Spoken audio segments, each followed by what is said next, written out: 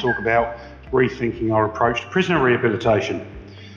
Rather than running a fear of crime campaign, weaponising sentiment to inflict pain through a pound of flesh and eye for eye approach that bizarrely enough actually abrogates community safety as crime goes up, currently stubbornly sitting with a 50% recidivism rate, crying for longer and harsher sentences doesn't work, and to use economic arguments, who pays for it? It's an unsustainable approach economically, never mind socially, and the data seems clear. In December 2019, there were 43,069 people in full-time custody in Australia.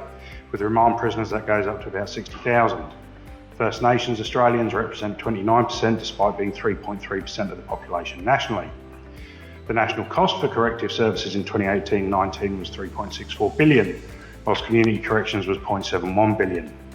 Instead of keeping on with the same old, how about we look at reforming the traditional aims of deterrence, so we have less victims in the first place rather than manufacturing outrage for political gain? It's a novel idea, I know. So I'd like to talk about Norway in particular, and make mention to Anna Eriksson and the Nordic Policy Centre at the Australia Institute, whose work I continue to read with interest. A research project in 2012 and 2014 was conducted with ethnographic research inside 14 different prisons, 7 in Australia and 7 in Norway, ranging across security grades and interviewing staff and inmates. The research looked at the process of dehumanisation in penal institutions and variables contributing to social and professional distance with staff and prisoners. If you want to read the work, please look up Ms Eriksson and her colleagues, as I believe it could be transformative for the way we approach justice in Australia. And I'd certainly welcome the thoughts of the Attorney General and Minister for Justice, as well as our friend the member for Namatjira, whose experience inside corrective services is vastly greater than mine. Now, the Nordic nations appear to focus on some key areas. Adoption of the normalisation principles to reduce harm of incarceration and increase post-release success, utilisation of dynamic security over static security, and a 360-degree review embracing social inclusion rather than exclusion. The Norwegian approach appears to centre on the principle of releasing people who could be your next-door neighbour, and they deliver this with a staff that are sufficiently trained, educated, supported and mentored to undertake a significantly challenging job. And I have to note all too often that corrective services are the unsung heroes of the justice system. Now, one of the things that struck me was we need to be cognizant of the differences. It often ends up in policy failure. Australia does not need to become Norway for these policies to work, but I believe that we could learn an awful lot should we implement it in a strategic way with proper change management procedures. A 10-minute speech doesn't really do justice to this topic, but I'll try. Effective rehabilitation needs to address the criminogenic factors, homelessness, addiction, etc., but also the non-criminogenic factors, the human side that moves towards rehabilitation. Our current system primarily appears to address the criminogenic factors and the temptations that come with that of outsourcing risk to private operators who have a business model relying on increased incarceration, and then we fail to see the irony that they profit out of our continued policy failure. The Norwegian model appears to posit that the state's right to punish comes with a moral responsibility to oversee those sentences in practice. This in turn alters the view of best practice in the prevention of reoffending. Homelessness becomes a need for housing. Substance misuse requires treatment. So incarceration switches to signal a need for treatment rather than a means to reduce risk. And this focus on non-criminogenic needs is more focused on supporting people to change for the future rather than the punishment for past transgressions. And the key to this appears to be their principle of normalisation, and it's this part of the Nordic practice that is perceived as exceptional. It emphasises that prisoners should maintain their rights as a citizen as far as is possible without compromising prison security. The principle appears to have been central to their prison practice post-World War II, and in essence means that the inside of their prisons mirrors outside society as much as possible. The deprivation of liberty is the main punishment, whilst minimising the negative impact of institutionalisation. This in turn facilitates success of social reintegration post-release. In Finland, it is my understanding that this has been legislated. To the greatest extent possible, prison conditions must be arranged to reflect living conditions in society. One aspect being that whilst the prisoners are paid for the work they do in prison, they also have to pay bills for food, work, electricity, usage of the phone and clothes that mirror society. A percentage of their salary also goes towards funds and supports victims. Hence, we remove prison life as an easy option as it mirrors the rights and responsibilities of real life.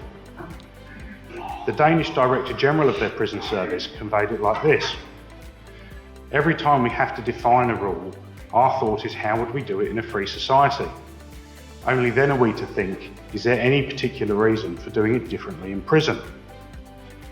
Now, in response to criticism that the conditions were too nice for prisoners, the prison directors noted that the simple act of taking liberty away was the punishment. They have done wrong, they must be punished, but they're still humans. Now, indeed, as a former police officer, I initially recoiled somewhat, but the research appears to show that Norwegian prisoners found being deprived of their liberty just as painful as their Australian counterparts, albeit that the Norwegian prisoners maintained their humanity and individuality, leading to better prospects of rehabilitation and lower levels of prison violence. The next central point is called dynamic security, and again, as a former police officer who was prison riot trained, a completely alien concept for me. Instead of a them and us attitude throughout the prison system, it is defined as a concept and method of working that prioritises the creation and maintenance of communication and interactions with prisoners based on professional ethics. Again, to paraphrase, security relies on the maintenance of professional and respectful relationships. Instead of human control, physical barriers and surveillance. It's important to note that the Nordic states have not abandoned their static security, it's still there. It's just that the dynamic security has primacy. And something which did jump out as an obvious benefit of dynamic security is the intelligence gathering opportunities that then allow intervention on established criminal networks, both in and outside of the prison system, which becomes a massive benefit for law enforcement. It does place a large demand on the corrective services officers though, and from the interviews they seem to be well aware of the inherent contradiction of corrective staff acting as both guards and carers. But if, as it appears, the Norwegian prison service has managed to pull off, it indeed merits further research. Apparently their central tenet is, as I said before, releasing people who can be your neighbour, and it's written into their practice guidelines and focuses on humanising discourse rather than the dehumanising discourse and institutionalisation seen in stereotypical English-speaking corrective policies. Seems odd to me as someone who has spent time in prison and as a law enforcement professional, but the focus on prisoners practising behaviours that are neighbourly and show responsibility and respect for normal interaction becomes not only possible, but it appears necessary and provides that huge reduction in post-release recidivism. The key to this policy implementation would be the fine men and women of corrective services. And research appears to suggest that the training of 8 to 10 weeks that is typical for the Australian penal system and focuses on containment, control, regulation and administration may not be enough. The research appeared to show that out of the 100 prison staff canvassed, the overwhelming response was they wanted more training. It also appeared to be noted that similarly to policing, the training is often conducted by the older and experienced officers and go back to the maxim of this is how it was in my day, reinforcing the retributive methodology that they had passed on to them and so on and so forth. In Norway, my understanding is that correctional training is paid over 2 years with the possibility of a third year to obtain a full bachelor's degree. The role is well paid with high social status, and with 1,200 applications to the Prison Office College and 175 accepted applicants into the programme, it's a career of choice. And it has been noted by their prison officers that since the large reforms introduced in the 90s, the recidivism rate sits at 20% at 2 years and 25% at 5 years, so it works. It appears the figures don't lie, and as such the workforce like it. Nobody wants to bang their heads against a brick wall repeatedly. Trust me, that's why I put my hand up to running the seat of blame in the first place. Now, there has been attempts to bring aspects to Australia, and they have failed due to a myriad of reasons, and I'd encourage my fellow members to look into this. Not only is this method ethical and cheaper, if we can create less victims, then it's going to be worthwhile looking into. Thank you very much, Mr.